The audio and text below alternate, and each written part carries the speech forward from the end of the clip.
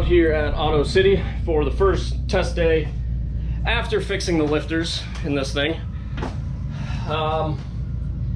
Yeah, last time I was out here I wasn't feeling too hot. Had a splitting headache all day, so I kind of wasn't in the best mindset to be driving.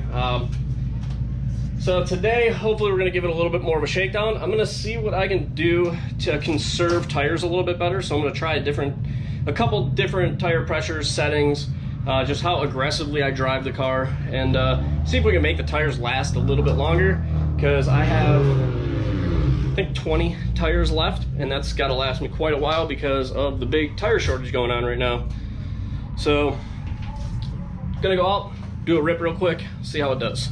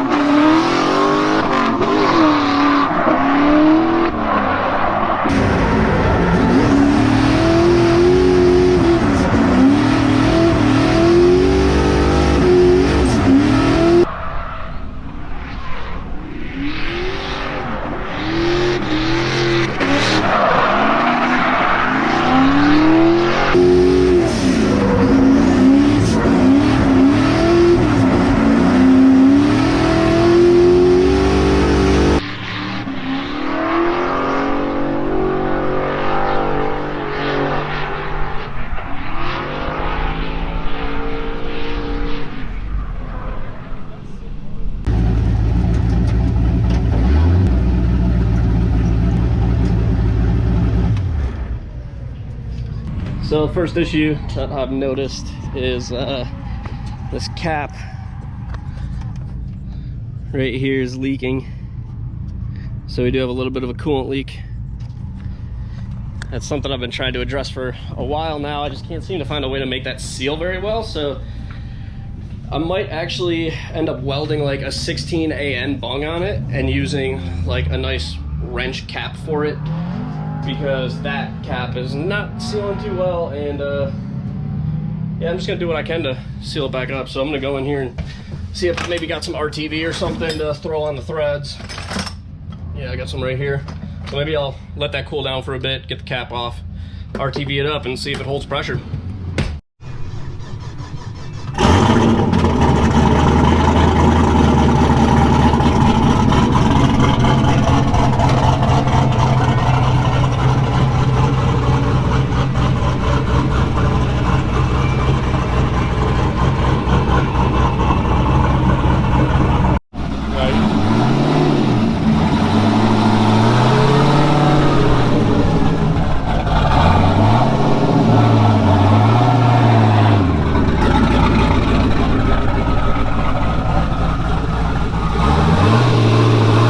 So you might notice that there's a passenger in my car.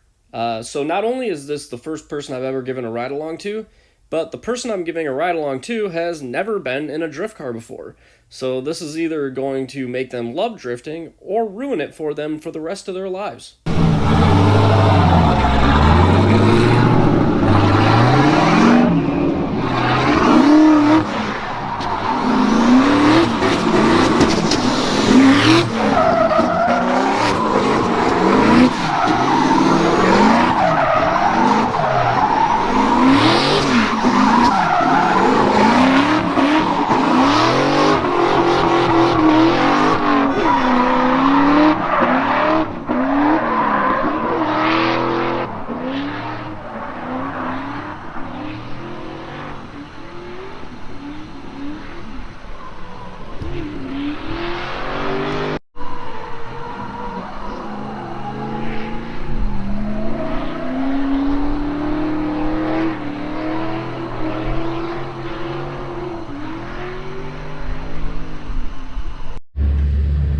So our coolant leak seems to be fixed. It's not leaking anymore. Car's actually staying pretty good. Staying pretty cold. Like 175, 180. Not too bad. One thing we are starting to notice is that the alternator is dying. So the alternator is only charging like 13 volts. Should be in the 14s, but it's not. So I'm definitely gonna have to order a new alternator for this, because with all the electronics, electronic power steering, if the alternator goes out, there's a good chance I'm gonna lose steering, and it's getting more difficult to charge because the electronics drain so much from the batteries and demand so much from the batteries that I don't think the alternator can keep up. So now it's having trouble starting, but once it gets running, I mean, it runs great. So the car's gripping up really well. We're playing with tire pressures now. We're down to like 17 PSI in the rear, and it's not pushing the front like it used to, so that's a good sign. And I'm also been keeping it on low boost to keep it kind of conservative. So we're staying off of the 1,000 horsepower tune today and just keeping it on like the 630 horsepower tune, and it seems to be plenty for this, and we're getting a couple extra laps out of it. So probably gonna chill for a little bit and then head back out in a few.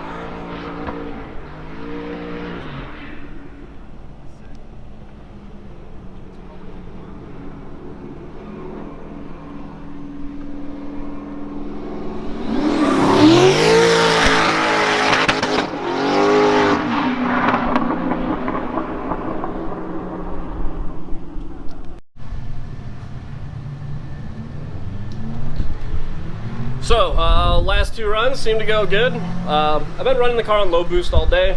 Last run, put it on the spicy tune, and just figured we'd kill it with a smoke show. So we killed those tires off. Now we're gonna swap our transport tires back on, get it loaded up, head back home. So, after a successful test day at the track, we're back home. Gonna get this thing unloaded real quick, pull it in the garage, and then we're gonna go over a couple things that might need to be addressed, changed, and you know, some of the setup changes that we actually did at the track to test out some new grip levels and stuff like that.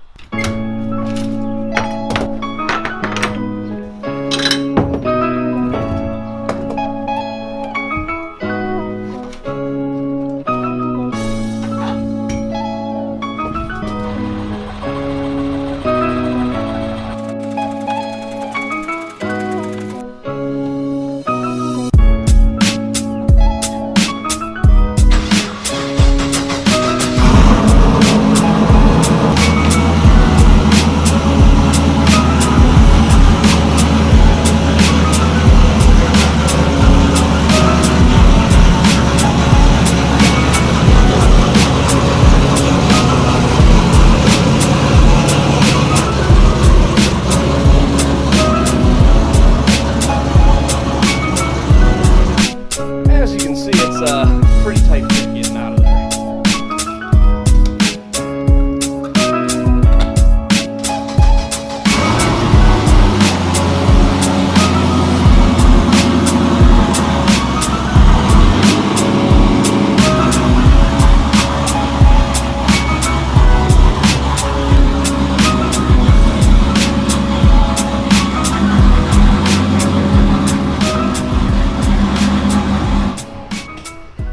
So anyways, I was driving this thing all day on low boost, except for the last run. Last run of the day, I turned it on high boost.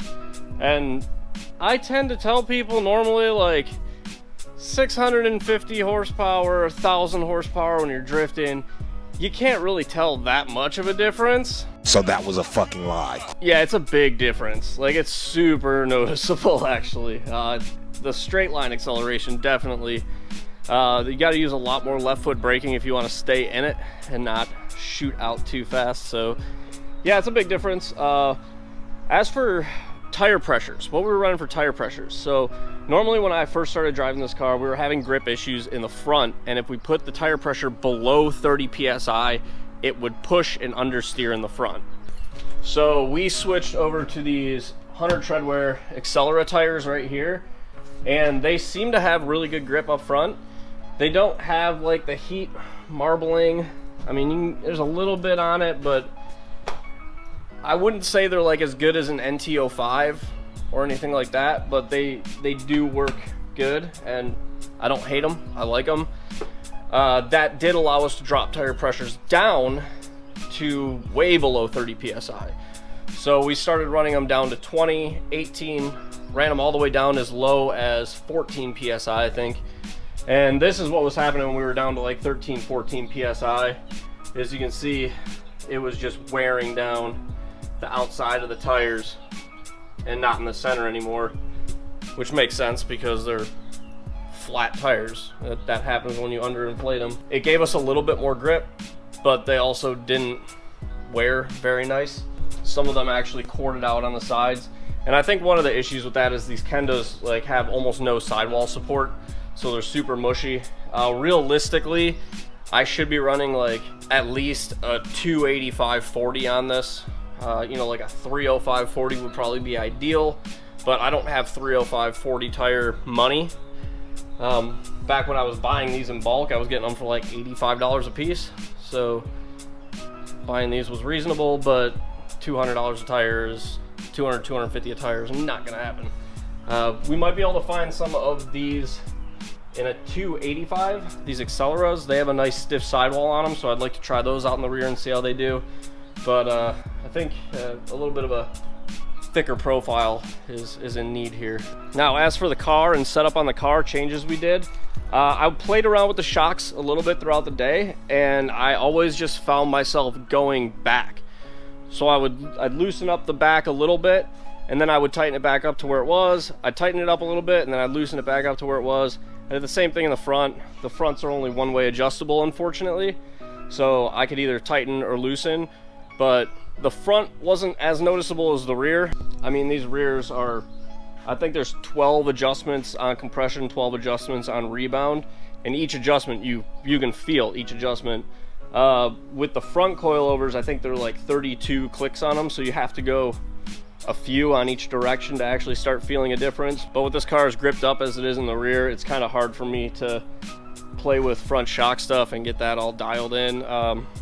I did mess with it a little bit, but I always just found myself going right back to the settings I had before. Now, without changing spring rates or anything like that, we honestly almost changed nothing shock valving wise. I do still prefer the rear sway bar that's on here over no sway bar. Front sway bar over no sway bar also. Huge supporter of sway bars now, that's for sure.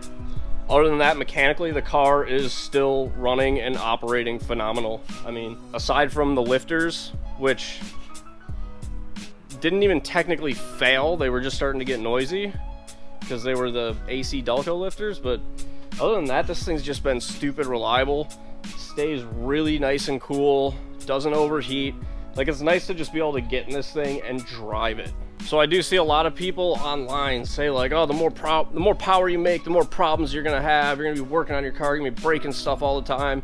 And this thing making 1,000 horsepower is more reliable than my GTO was when it was like NA. Like, I don't know how, but it is. It runs cooler. It's just the way it's built. If you build a car properly and maintain it, you're not gonna have the issues. It doesn't matter how much power you're making, unless you're like overpowering it, but you know, you overbuild a car and power a little under that, and it seems to be working. if this thing blew up tomorrow, I wouldn't be mad at it. It's been together for 3 years, so I'm stoked with it. Now some changes. Most of the changes I gotta make are actually to my trailer, not even to the car. I need to put some retainers in for these lights here to keep them from flopping around when I'm driving. So like a little bracket right there or something. This little retainer, because I can't really get those tight enough. The other thing, tire mounts all worked out good. Oh, I remember what the other thing was. Rear door needs to be fixed. That's had a hole in it for a while. I just need a new piece of like 1/4-inch plywood. But unfortunately, a sheet of 1/4-inch plywood would cost more than like buying a whole new trailer right now. So I don't think that's gonna happen. And then the only other thing is I need to get new locks for this, like new latches. This one is kind of flimsy, and I accidentally crushed it the other day. So I had to use like a pry bar to bend it back out. And yeah, just need to repair that. Toe's nice and straight though. I have no complaints with this trailer setup for the amount of money I have into it.